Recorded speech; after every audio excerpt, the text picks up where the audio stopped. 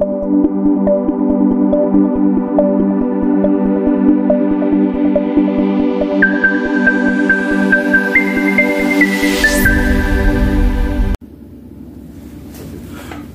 bonsoir à tous, chers monsieur et madame, ou là vous regardez ces vidéos-là. Bienvenue sur votre chaîne YouTube, Ange Carter Télévision. Je suis Brandon. Là, j'ai invité Pasteur Mike, toujours. Bonjour, Pasteur Mike. Shalom, bonjour Brandon, Ange Gardien, comme j'aime t'appeler. Ok, d'accord, pas de problème, merci. Et surtout, n'oubliez pas de s'abonner à notre chaîne YouTube, Ange Carter Télévision, et aussi aimer notre page Facebook. C'est pour la page Facebook de Ange Carter Télévision. Bon, là, on va parler d'un sujet d'actualité, bon, par rapport au conflit entre Israël et Palestine, par rapport à l'actualité. Première question, Pasteur Mike, que pensez-vous sur le conflit entre Israël et la Palestine? Merci pour la question, merci pour cette invitation, Monsieur Ange Gardien. Brandon, l'actualité, excusez-moi, je suis un peu grippé, l'actualité est vraiment prise en otage par l'affaire du conflit qui se passe en Israël contre la Palestine, excusez-moi. Bon, pour mieux comprendre ces conflits, nous devons d'abord connaître une chose, qu'il n'y a rien qui se fait sur la terre, sous ce soleil, sans que l'Éternel puisse permettre cela. Tout a commencé dans la maison d'Abraham. Dieu appelle Abraham, il lui dit de quitter la maison de son père et sa mère pour aller dans un pays dont il lui donnera. Or, Abraham quitte son contraire, il quitte la maison de son père et sa mère, et il va commencer un pèlerinage jusqu'à ce qu'il pourra arriver dans le pays que l'Éternel lui avait promis. Ça, c'est d'abord la base, les fondements de ces conflits. Alors, dans la maison d'Abraham, on va comprendre qu'il y a deux semences. La première semence, c'est la semence d'Ismaïl. Et la deuxième semence, c'est la semence d'Isaac. Bon, ces deux semences, c'est les semences qui sont en conflit jusqu'à nos jours. Ismaïl, c'est ça les Arabes et autres. Et Isaac, c'est ça les Juifs. Et vous allez comprendre que déjà dans la maison d'Abraham, on avait demandé à Abraham de chasser Ismaïl. Vous savez l'histoire, vous êtes un lecteur de la parole, il est allé, comme c'est un enfant, Dieu ne laisse sa main, ce qui sort de lui, et Dieu a permis que l'enfant ne puisse pas mourir dans les déserts, ainsi de suite. Donc, Dieu n'avait pas permis que ces deux semences puissent demeurer ensemble dans la même maison. Alors, Israël, quand il a commencé à marcher, il avait la pensée qu'un jour, ils vont aller dans un pays que l'Éternel avait promis à leur papa Abraham. Mais, ce qui est un peu compliqué, c'est là où même qui rend ces conflits perplexes, c'est que les pays que Dieu a promis à Israël, c'était déjà un pays habitable, un pays que les gens demeuraient. Donc Israël devait faire quoi? Chasser ceux qui étaient là et posséder les pays, parce que ils ont la promesse qui a été donnée à Dieu au travers de leur papa Abraham. C'est ça le nœud, l'épicentre du conflit que nous avons aujourd'hui. Alors, il faut attendre encore à l'époque de l'Empire romain. Vous allez comprendre qu'à l'époque de l'Empire romain, les Romains ou les Romains sont arrivés en Israël. Ils ont réellement maté sur Israël. Et il y avait réellement la persécution des chrétiens. il y a eu les chrétiens qui voulaient aussi sauver leur vie. C'est à ce moment que vous avez vu que les chrétiens ont abandonné la ville sainte, c'est-à-dire Israël. Ils sont maintenant éparpillés dans tous les contrées du monde. Et Israël n'était plus habitable par réellement les Israélites eux-mêmes, mais c'était maintenant les Romains qui possédaient les pays. Les années sont passées. Quand l'Empire romain est tombé, et dans les années qui suivent, nous avons vu l'Empire ottoman. Aujourd'hui, c'est ce que nous appelons les Turcs. La Turquie, ou l'Empire ottoman, avait fait de la Palestine que nous voyons aujourd'hui l'une de ses provinces. Alors, dans cette province qui est la Palestine, la majorité de ceux qui habitaient là-bas, c'était des Arabes. Au moins 80% des Arabes qui habitaient dans la Palestine. Et il y avait 10% des Juifs et 10% de non-croyants. Voilà, donc là, ça fait 100% de la population qui demeurait là-bas. Alors, qu'est-ce qui s'est fait? Il y a eu la guerre. La guerre en 1914, si je ne me trompe pas. Alors, la pensée était que les Anglais puissent donner une portion de terre aux Juifs qui étaient martyrisés, qui étaient tués, qui étaient réellement abattus, avec les génocides, les assassinats, tous ces crimes xénophobes qui s'est passé en 1914. Les Anglais ont fait de leur mieux qu'ils puissent redonner les pays qu'ils pensent appartenir à Israël, les redonner leur pays. Or, les pays en soi, c'était les pays qu'on appelle aujourd'hui Israël, donc la Palestine.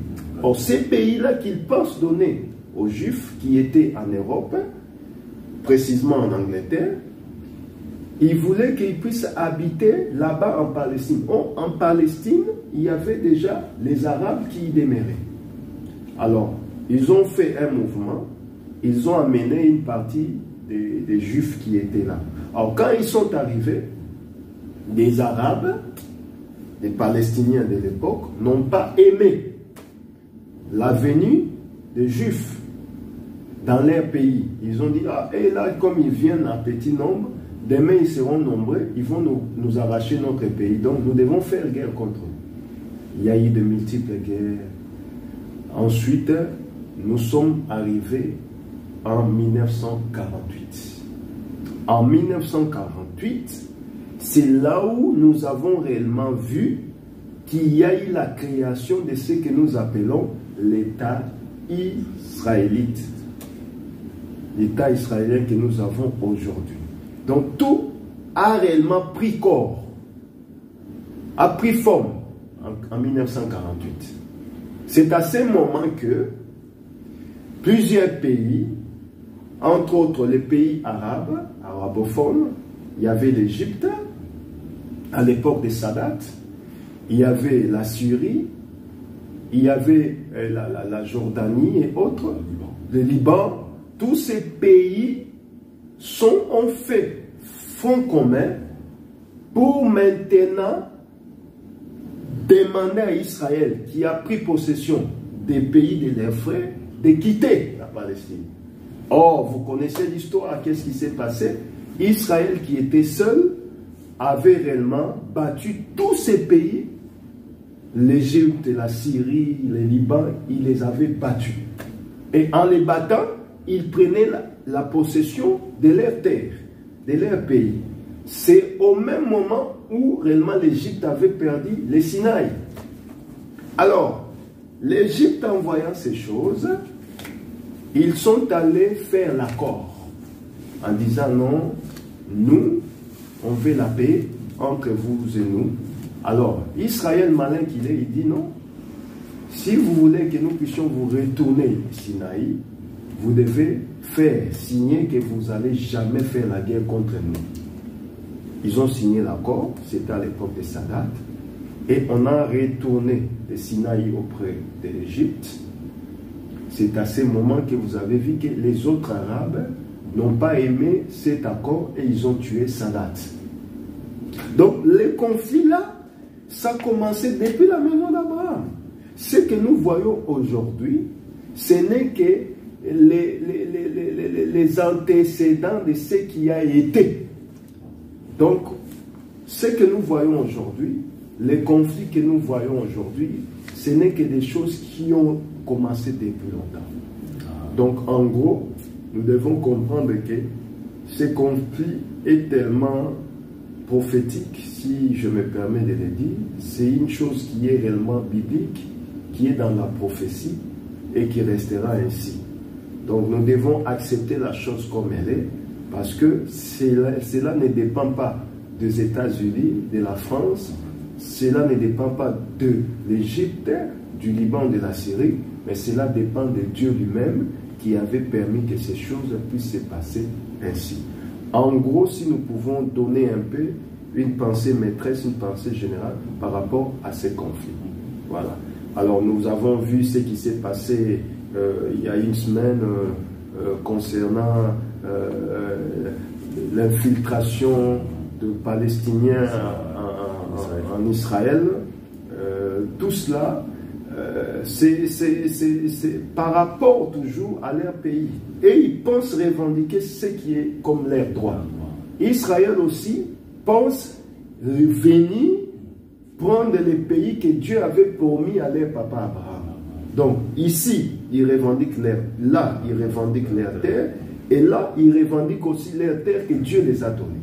Donc voyez-vous, c'est un conflit qui n'est pas vraiment à la portée des hommes, c'est une portée divine, en gros.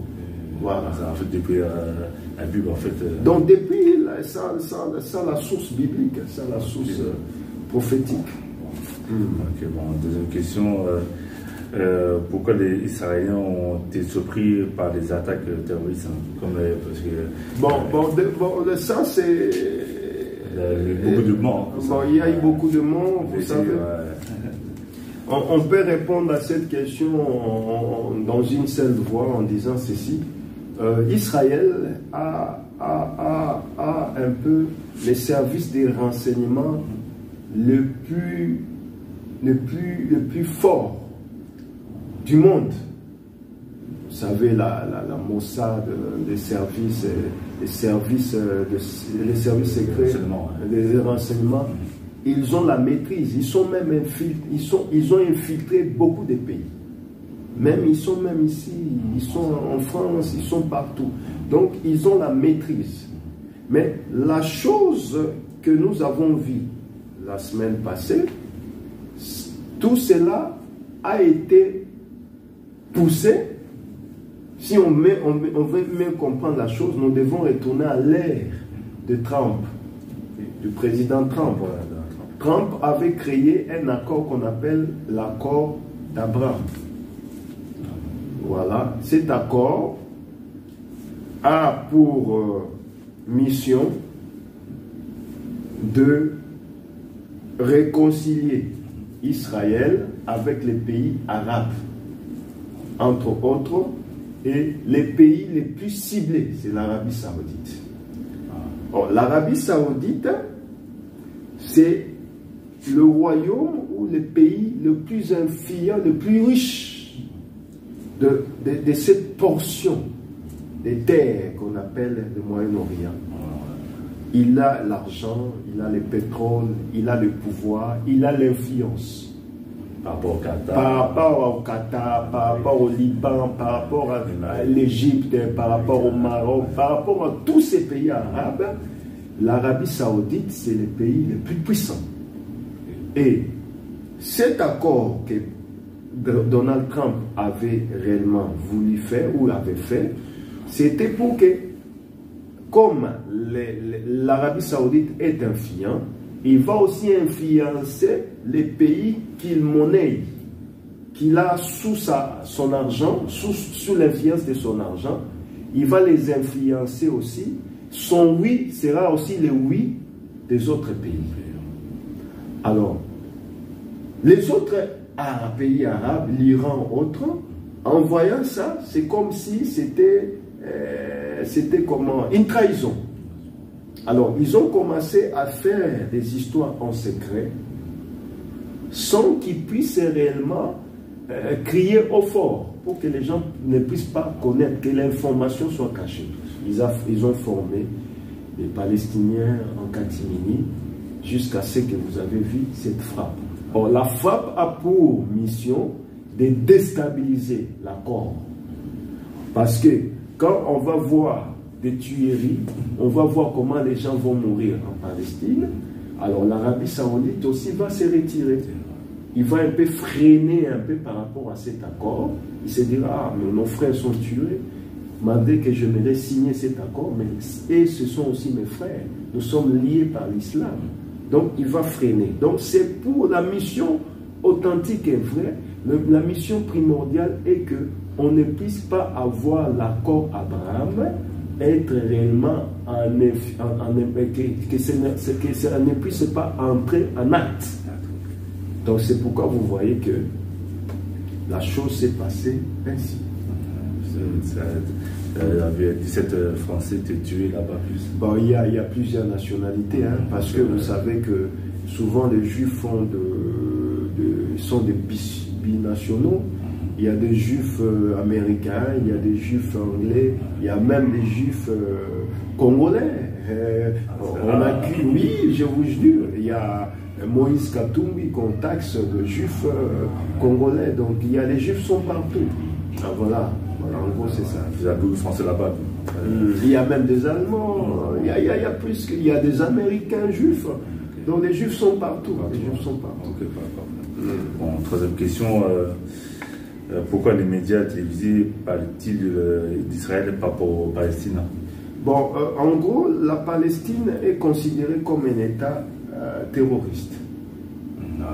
Vous savez, déjà, en Palestine, la Palestine est divisée en deux. Il y a une partie qui est réellement pro-Hamas et l'autre partie qui est pas pro-Israël, mais ils sont pro-Yasser Arafat. Parce que Hamas, bon, non, Hamas, ils sont ils sont un peu, bon, Hamas, en gros, Hamas a deux branches. Il a la branche armée, ceux qui ont fait des événements que nous avons vus la semaine passée. Ouais. Et ils sont en collaboration avec l'Hezbollah libanais et autres. Voilà. Et il y a la masse politique et qui sont en train de gérer les accords, ceci, cela, comment faire, tout ça. Mais en gros, Yasser Arafat, quand il était au pouvoir, les gens avaient vu en lui comme s'il ne pouvait pas réellement leur donner leurs rêves, c'est-à-dire que la Palestine revienne comme à l'époque de l'Empire ottoman. C'est-à-dire, ils ont vu l'incapacité de regagner leurs terres, de reprendre leurs terres en main. Alors, ils ont formé une branche qui était plus radicale qu'on appelle la Hamas. Hamas, c'est la branche la plus radicale qui puisse exister dans la Palestine. Mais il y a des Palestiniens modérés et qui continuent avec l'éthique à Yasser Arafat.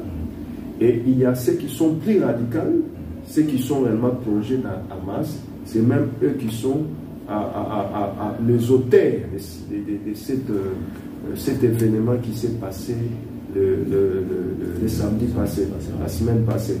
Alors, les médias, ils parlent plus d'Israël parce qu'ils ne voient plus Yasser Arafat. Il n'est plus. Ils ne voient plus. Ils ne voient plus une autre tête. C'est l'autre, le Mohamed Abbas. Voilà, ils ne voient plus quelqu'un de bon là-bas et ils préfèrent, ils voient que Hamas, parce que Hamas a de l'influence maintenant, Hamas a de l'autorité maintenant, Hamas est radical. Alors, si vous parlez d'Hamas, c'est comme si vous êtes en train de faire l'apologie sur l'islam, l'apologie sur le terrorisme. Alors, ils préfèrent ne pas parler d'eux, plus parler d'Israël, parce que Israël en soi, il est comme une victime. On les voit ainsi, parce que les attaques sont faites en Israël, c'est pas fait en Palestine. Alors, c'est ainsi, parce que si on parle d'Hamas, on dira Hamas a exécuté les bébés, Hamas a fait ceci, Hamas a fait cela. Alors, les médias, vous savez, ils voient la victime. Or, dans les conflits, Hamas ou la Palestine se considère comme victime. Israël aussi se considère comme victime. Alors, les médias ne peuvent pas trancher. L'hierarchie des médias peut dicter en disant non, moi j'aimerais que vous parlez plus de X. Alors, qu'est-ce que fera un journaliste? Il va le suivre que c'est que la hiérarchie l'a demandé de faire. Mais les réalités sont sur le terrain. Parce qu'en fait, là, actuellement, Israël attaque Gaza. Après, là, j'ai entendu, il y a plus de 2000 morts en plus. Là, on est dans civil, 2000 morts. Gaza. Parce que d'après Israël, le Hamas cache ses armes dans les hôpitaux, dans les écoles. Donc, ils utilisent les hommes comme un bouclier humain. Mais d'après Hamas, ce n'est que des fausses accusations pour réellement les chasser de leur terre aussi. Parce que les médias, en fait, après, Satan, même le ministre de l'Intérieur français a dit de protéger les lieux cultes comme les écoles juives, les cultes juifs. Après, j'ai entendu le préfet de Marseille, ils ont dit un arrêt préfectoral aux gens qui soutiennent la Palestine de ne pas manifester. Même à Paris, on a interdit de manifestation pro-Palestine. En gros, vous devez savoir que l'Israël, c'est comme une horloge du monde.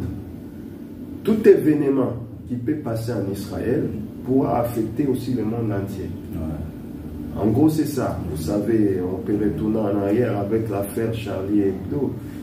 Les événements qui se sont passés en Israël ont fait que les répercussions puissent se faire sur le sol français. Vous savez, voilà. Il y a plusieurs choses. Donc, Israël, c'est comme l'épicentre de notre vie un peu sur Terre.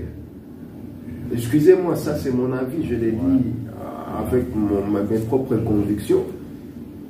Quand il y a un pépin en Israël, le même pépin affectera le monde entier. Parce que Israël, c'est comme un point de repère. Israël, c'est comme une montre. Tout le monde est obligé de regarder, il est quelle heure.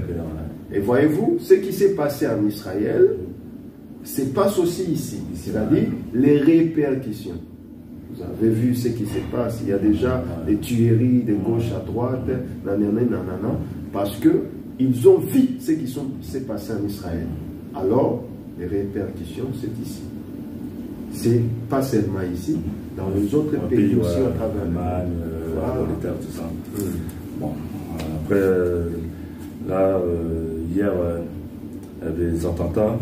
Que penses-tu de l'attaque meurtrière à Arras, c'est dans Pas-de-Calais, qui a tué un professeur d'un lycée? C'est ce que je disais tout à l'heure. Le professeur a été tué en répercussion avec les événements qui sont passés en Israël, en Palestine et autres. Alors vous allez remarquer que la personne qui a tué, c'est une personne qui est radicale. Déjà à la base c'était un fichier S. Il était surveillé, il était réellement surveillé de loin parce qu'il était déjà fiché. Alors, on ne s'attendait pas qu'un tel événement pouvait se faire, surtout à une personne qui est surveillée. Parce que vous savez en prison non, il y a ce qu'on a, ils ont des pourcentages qu'ils affichent auprès des gens. C'est-à-dire, quand par exemple, on voit que cet homme qui fait X, qui fait Y, il a un peu un pourcentage élevé de radicalisation, cette personne, on ne peut pas les laisser dans la société. On va voir ses origines. S'il n'a pas des origines totalement françaises, on va essayer de les expatrier d'où il vient. Bon, lui, la personne qui a tué, elle a des origines russes. Parce que voilà, elle est sortie de la Russie, parce que vous savez que la Russie, c'est un grand pays. C'est un grand pays qui a plusieurs, c'est une fédération en gros. Et quand on parle d'un pays fédéraliste, il y a des pays qui sont dans un pays, mais qui sont fédéralisés par un seul maître qui est Poutine. Voilà, en gros, c'est ça.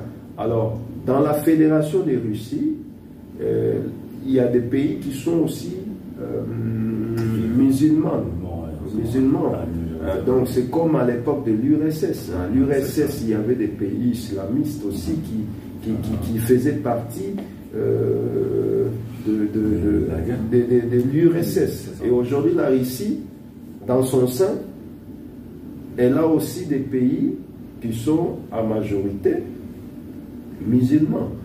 Vous savez, ceux qui font la guerre aujourd'hui en Ukraine, il y a la Tchétchénie. La Tchétchénie, ce sont des musulmans, ce sont des Russes. Ils font partie de la Russie. Ils appartenaient déjà à l'URSS à l'époque. Et aujourd'hui, ils font partie de la Fédération de Russie, mais ils sont musulmans. Et les tueurs d'Arras, c'est aussi un ressortissant russe, mais qui a comme religion l'islam. Mais en gros, l'islam, c'est une religion de paix. C'est pas que tous les musulmans sont radicaux. Mais dans l'islam, il y a des gens qui sont trop radicaux et ces gens-là, c'est eux qui ternissent l'image de l'islam. C'est pourquoi vous voyez qu'il y a d'autres musulmans qui sont aussi contre ces radicalistes. Parce que c'est là, ils font un mauvais témoignage, ils donnent un peu un mauvais parfum de l'islam. En gros, ce qu'on appelle l'islam, c'est une religion de paix, entre guillemets. Mais c'est là, ils montrent que l'islam, ils veulent un peu ternir l'image de l'islam. C'est pourquoi vous voyez que ces conflits, il y a certains musulmans qui sont pour la paix, mais on les accuse d'être pro-israélites. Donc en gros, c'est un peu ça. Alors, ces tueurs étaient suivis, mais on ne s'attendait pas qu'il pourra frapper parce que son taux de radicalisation n'était pas réellement dans ce qu'ils avaient comme limite. Voilà, pour eux, il a une limite un peu basse, il ne pourra pas frapper. Pourtant, nous avons vu un peu ce qui s'est passé. Voilà, c'est ça. Il n'est pas seul, son frère est en prison, son frère a été condamné pour la radicalisation extrême. Voilà, donc en gros, c'est ça. Parce qu'en fait, son vrai nom, c'est Dominique Bernard. Il a 57 ans. Il est un professeur de lettres ou d'histoire, c'est pas. D'histoire. Bon, malheureusement, pour sa famille, tout penser à sa famille, à sa femme, tout ça. Bon, c'est triste. Ouais, c'est triste. Je comprends la peine de sa famille. Un professeur qui se lève des matins pour aller enseigner et tout d'un coup, vous voyez soit aux news, soit on vous informe que M. Bernard n'est plus. Il a été tué par des circonstances que nous avons tous vues. Bon, personne ne mérite une telle mort. Vraiment, nous avons une pensée à sa famille et toutes nos condoléances à toute sa famille. Et nous sommes de cœur avec sa famille aussi. Et que le Seigneur leur accorde la paix et surtout la consolation dans ces moments durs qu'ils sont en train de passer. Okay, bon. Il y a des hommages aujourd'hui. Hein. à Arras, voilà, pour hommage au professeur. Bon, ça fait la ville d'Arras, c'est sous choc. Hein. Voilà, les drapeaux sont à Berne. Bon, triste. Hein. C'est vraiment triste. Bon, de l'État amené, mais je dis un mot. Bon, par rapport au conflit entre Israël et la Palestine, parce que nous, moi je souhaite la paix entre les deux pays, entre Israël et la Palestine. Ce conflit-là, ça date depuis des années. Et c'est malheureux de voir que le Gaza attaque Israël et Israël ici réplique. Bon, c'est franchement les pires, les victimes, c'est les civils qui sont les plus victimes. Et malheureusement, bon, moi je souhaite la paix entre Israël et la Palestine. Et voilà. C'est quoi vos derniers mots? Je vous remercie premièrement d'être venu. Je prierai que le Seigneur fasse grâce, que la paix puisse régner en tout et pour tout, et surtout que nous devons aussi connaître, quand on voit ces choses, quand on voit tout ce qui se passe, nous devons connaître que à quelle heure nous sommes. Comme je disais tout à l'heure, nous devons voir ce qui se passe tout autour de nous pour nous rassurer réellement que Maranatha, Jésus revient bientôt. Donc nous devons toujours préparer notre vie, préparer notre communion, notre attitude envers notre Créateur. Vraiment, c'est un peu ça que je peux donner, que le Seigneur donne la paix dans les familles qui sont réellement éprouvées, dans les familles qui sont sous des bombes, sous des tensions, que la paix puisse réellement, la consolation soit votre partage. On va faire une petite prière. Nous allons prier. Seigneur, nous te sommes infiniment reconnaissants. Nous te bénissons parce que tu es notre Dieu. Nous savons que rien ne peut se faire sans ta volonté. C'est pourquoi nous prions que ta volonté soit faite en tout et pour tout. Et que toi qui es la consolation, toi qui es la paix qui surpasse tout entendement, que tu sois le partage de tout un chacun. Au nom de Jésus-Christ. Amen. Amen. Voilà, l'émission est terminée. Alors, merci pasteur pour l'explication. Merci pour votre visite aussi. Par rapport à l'explication, par rapport au conflit entre Israël et la Palestine. Bon, moi je souhaite la paix entre les deux pays, même la paix dans le monde entier, voilà, en France et partout dans le monde. Et surtout, chers monsieur, madame, surtout n'oubliez pas de s'abonner à notre chaîne YouTube, Ange Carter Télévision. Et aussi aller sur notre page Facebook pour aimer la page de Ange Carter Télévision. Et voilà, merci pasteur. Merci, la vidéo est terminée. Si vous avez aimé, likez, laissez un commentaire sur la vidéo. Bon, l'émission est terminée. Merci, hein, que Dieu vous bénisse, que Dieu vous protège. Merci. Hein. Soyez bénis, soyez bénis. Merci, au revoir. Au milieu.